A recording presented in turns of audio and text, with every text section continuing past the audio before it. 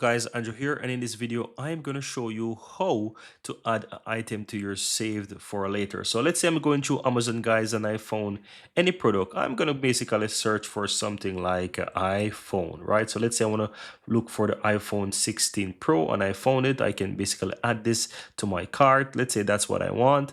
And all I have to do, guys, really is just simply go to my cart, and here within the cart you will find the product that is added to your account. So let's say this is what I want. I can simple, if you look below, you can see the quantity, you have delete, and you have saved for later. Once I click on save for later, it's going to remove from my cart.